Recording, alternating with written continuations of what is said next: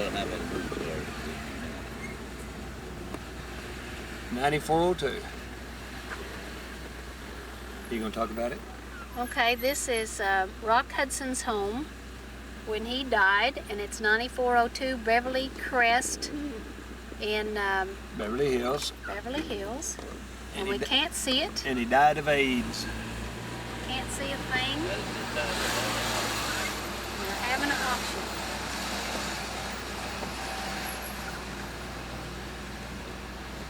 We couldn't even see. Still Rock Hudson's house. They brought him out those gates. We wish he were still alive. Action.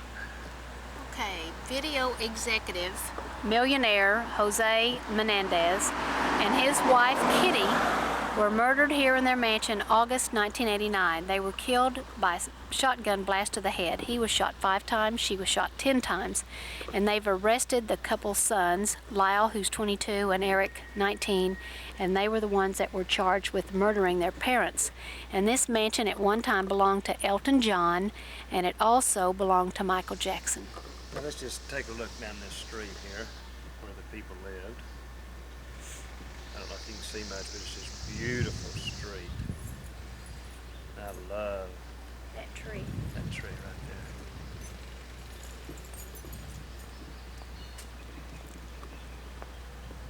All right. This shot here of this house. This is just beautiful. I have no idea who lives there. This is the neighborhood that these kids were raised in. Had all the money they needed, but they just had to have more. So they killed their parents. Now they're in prison for $5 a day, right there, heartache. Action. Okay, we're at 512 North Palm Drive, and this is the very last home that Jean Harlow lived in. She died of uremic poisoning in 1937, and this is where she lived.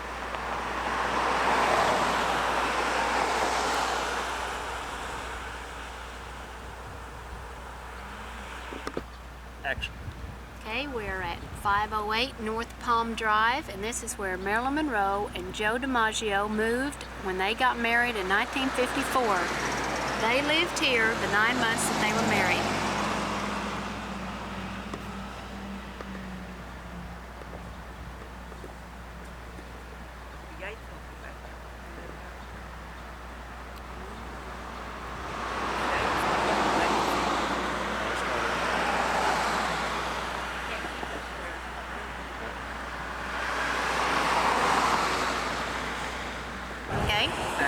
We're at 512 North Bedford, and this is where Clara Bow lived.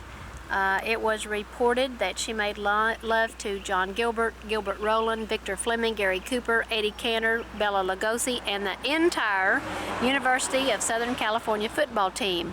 And her home was here in 1927, and she entertained the Thunder and Herd USC championship squad, and neighbors and friends told tales of nude football game get-togethers in the front yard and drunken all-night orgies.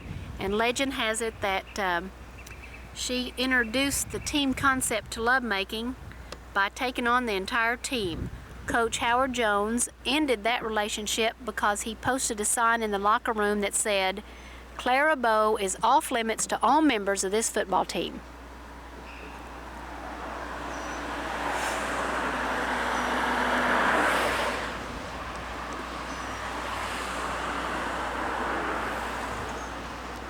In 1958, actress Lana Turner lived here, and her teenage daughter Cheryl Crane stabbed Lana Turner's boyfriend. He was underworld hoodlum Johnny Stompanato. They were in the upstairs bedroom of this home, and the killing of Stompanato was pronounced a justifiable homicide. Over 25 years later, it is still unknown whether Cheryl killed him in a jealous rage or in an attempt to save her mother's life. And we are at 730 North Bedford in Beverly Hills.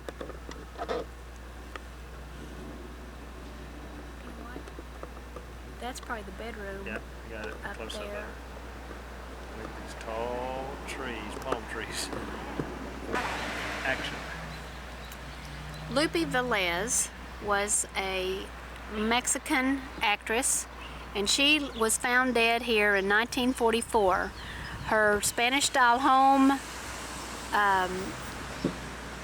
was here, and she had a bedroom of pink. She had romantic attachments to Gary Cooper and John Gilbert, and at one time she was married to Johnny Weissmuller.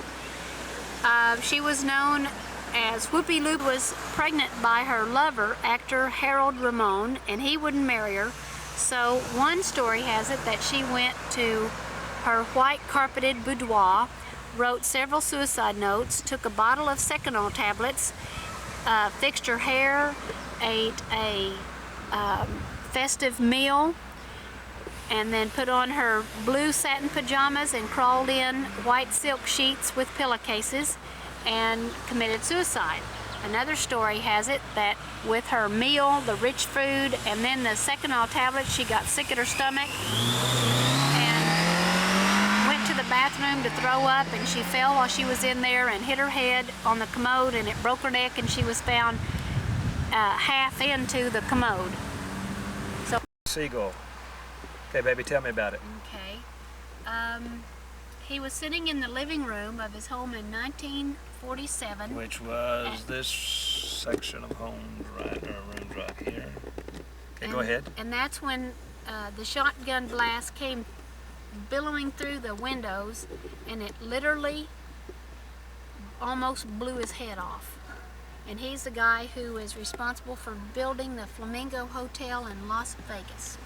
He came by here and he saw this house. He came to a party here or something.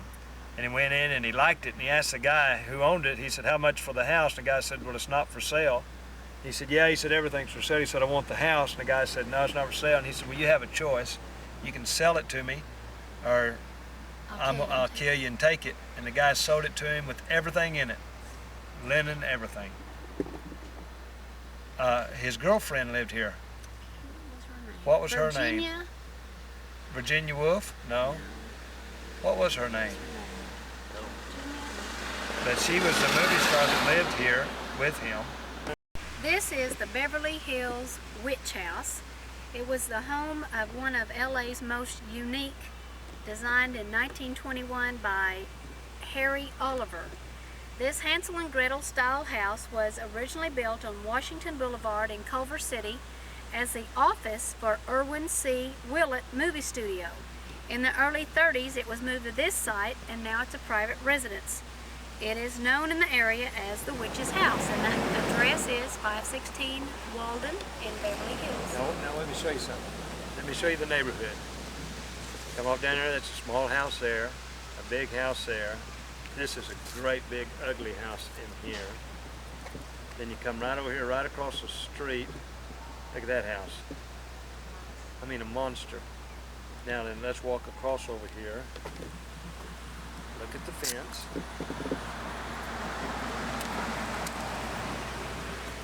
It's got a wooden fence.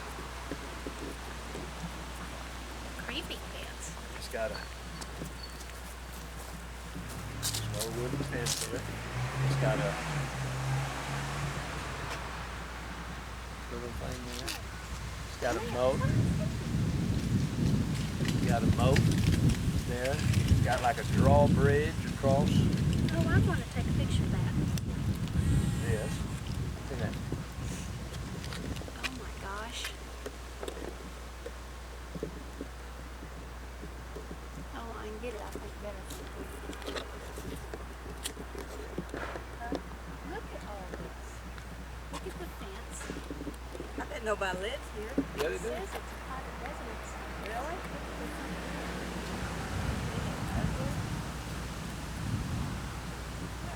It's got a plow. This is unreal for Beverly Hills. Just unreal.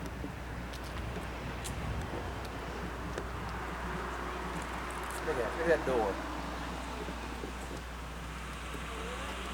Look at that. Isn't that wild?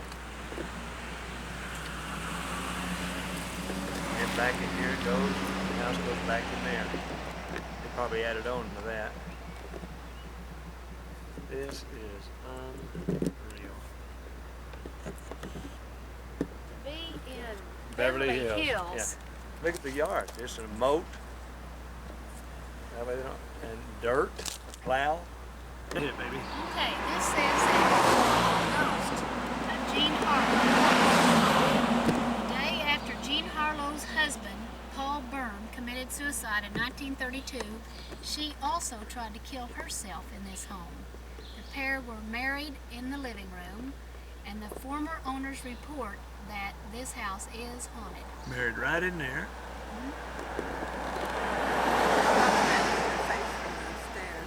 Or maybe that living room right there. That may be the living room there, or a bedroom. But anyhow.